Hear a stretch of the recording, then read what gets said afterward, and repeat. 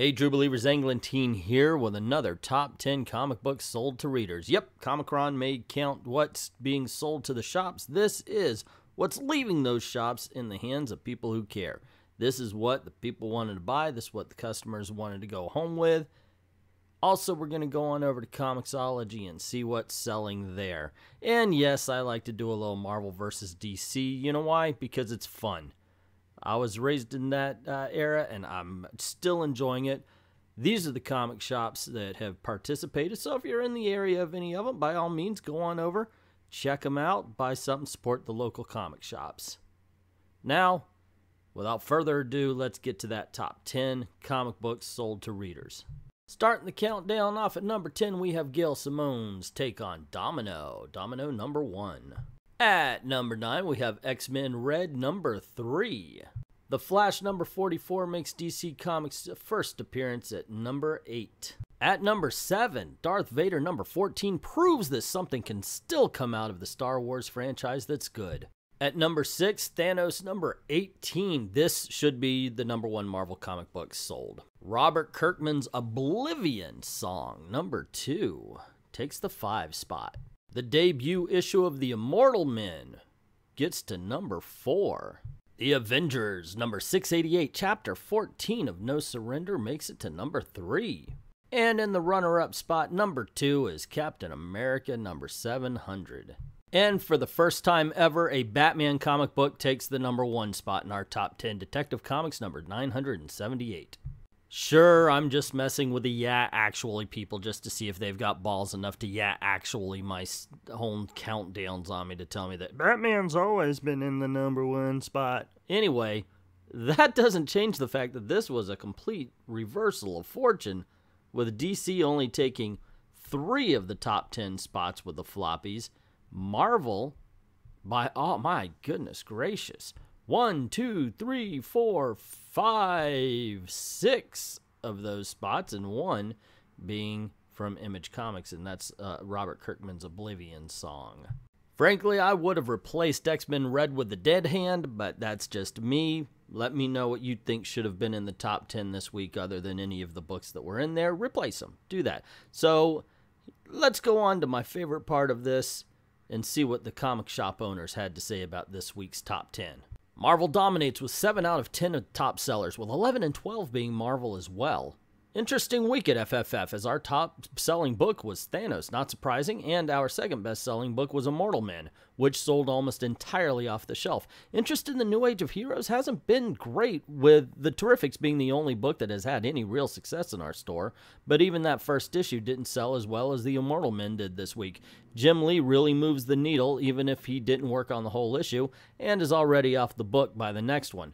It's also one of the only books that seems to have any metal repercussions along with Terrifics, so I can see it selling well until the Batman Who Laughs leaves the pages, as well as Kirkman's Oblivion Song seems to be selling better than the first issue as well. I don't know if it's another Outcast that'll drop hard after the first story arc, or if it's the next Invincible or Walking Dead, and will stay strong for years to come, but as long as it's selling well, now I'm happy.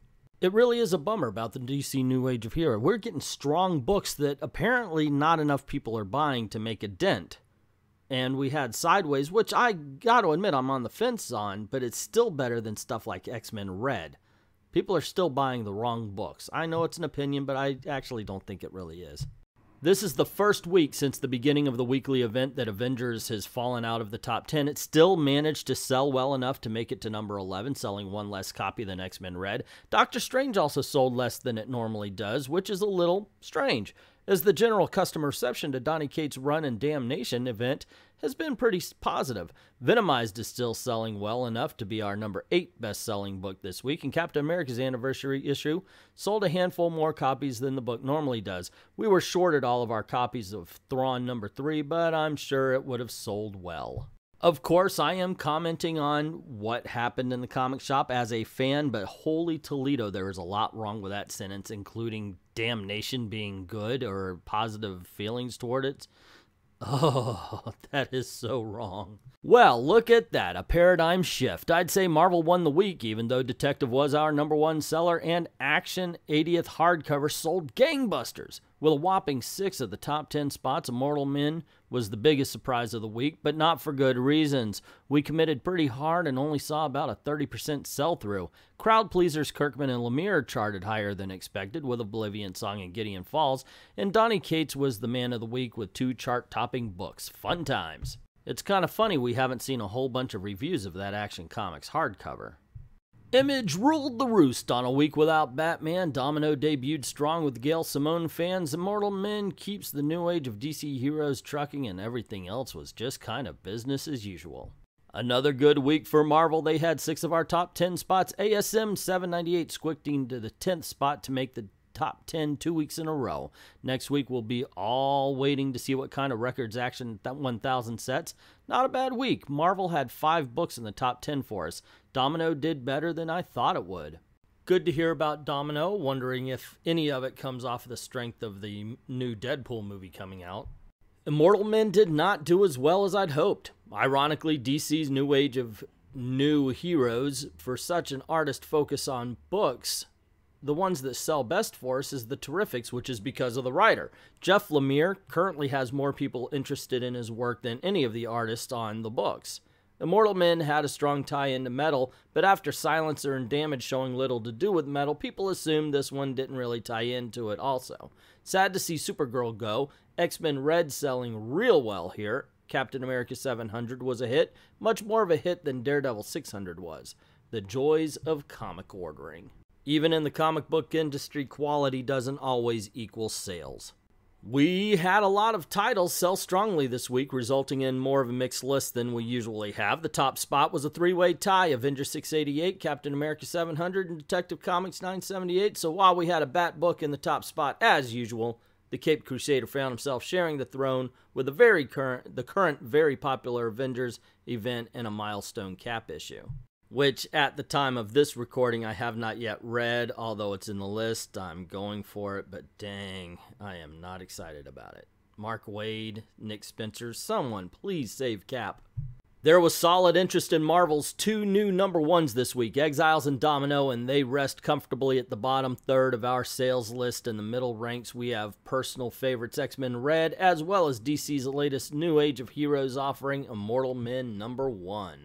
I think I'm going to start a Deadpool on the DC's New Age of Heroes, see which gets canceled first.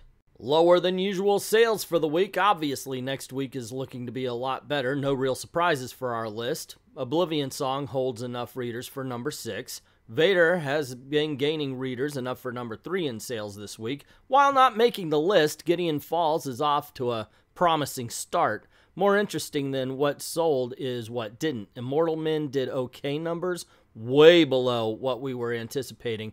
Between Wednesday and Thursday, we sold 0 copies of Sideways off the shelf. I mentioned in my review of Sideways that the colors are washed out. It does not look like a good book. Not from the art, or at least the color. The art is fine. The coloring is bland. It's just a washed out book. So somebody who doesn't know the story, I can't see why they would have anything to even entice them to pick it up. Strong Marvel sales put pressure on DC. While Marvel only had 3 of our store's top 10, with 6 for DC and 1 for Image, Marvel had 10 of our store's top 20, with 8 for DC and 2 for Image. The big Marvel winner this week was Domino, which was our second best-selling title overall. Immortal Men #1 performed well for DC, although the fact that Jim Lee didn't even finish the first issue before bailing on the book doesn't bode well for the series long term. Interestingly, we had counted the 80 Years of Action Comics hardcover as a comic rather than a collected edition. It would have been our 3rd best-selling title of the week. More dire news concerning the DC's New Age of Heroes. This is something. We're hearing a lot of that this week. The whole Marvel DC thing, that does happen quite a bit, actually, with Marvel taking the back end, especially, and this is the segue, over at Comixology. So let's see how the comics did digitally this week. Starting us off at #10 is the Immortal Men #1. #9 belongs to Domino #1. Wonder Woman #44 shows up at #8. #7 goes to Avengers 698. At #6 we have Titans #22. Number 5 belongs to X-Men Red number 3.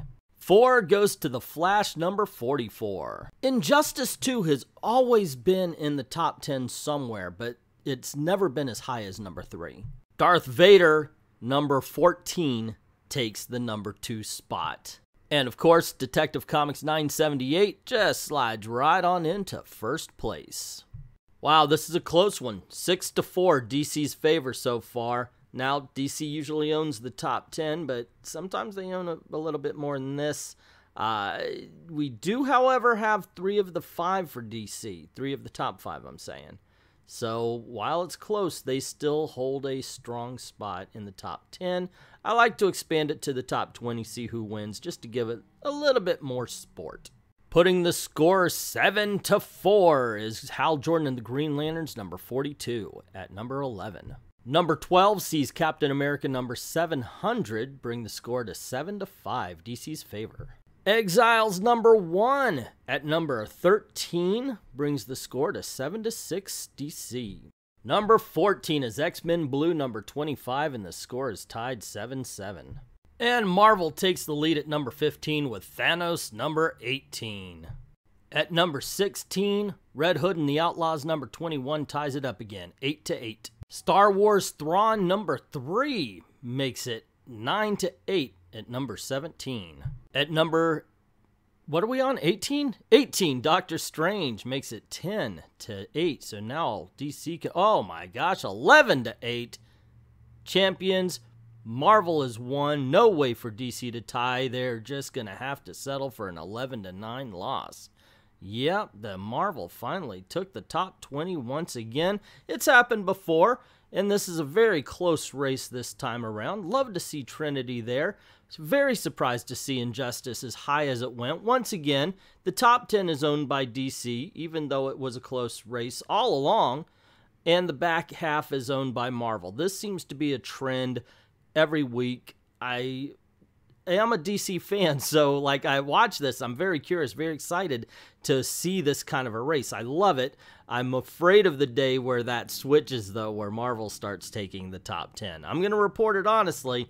It's just as a DC fan, I'm always like, oh, come on, DC. I would love to see a slaughter, and I'd love to see Aquaman at number 1 because that is always awesome. It wasn't out this week, so I understand, but definitely on the weeks it's out. Anyway, what did you like about the countdown? What were you surprised to see in the countdown, and what were you surprised to see omitted? Let me know in the comments below. As well as any comment you might have on what the comic shop owners are saying. Put it right down there in the comments below. Also, if you like this video, you want to see more, click like. Share, of course, gets word out about the channel, and that's cool. And if you haven't done it already, subscribe. Make sure you hit that notification bell because cool things happen around these parts. Don't want you to miss anything. Especially every Saturday night at 9 p.m. Eastern Time, we do this show called Comic Book Thunderdome where we put 2 geeks against each other to debate the debates and fight the fights. You might hear it at any comic book shop or in any comic book forum. It's tons of fun. 9 p.m. Eastern Time right here on I Love Comics. This is a way to make a living, so if you don't mind heading on over to Patreon and dropping $1 in the till, helps keep making videos for you and helps keep getting better equipment and better software to make better videos for you. Like, thank everybody who's already done that, and to everyone, all of the true believers, we say thank you very, very much for watching.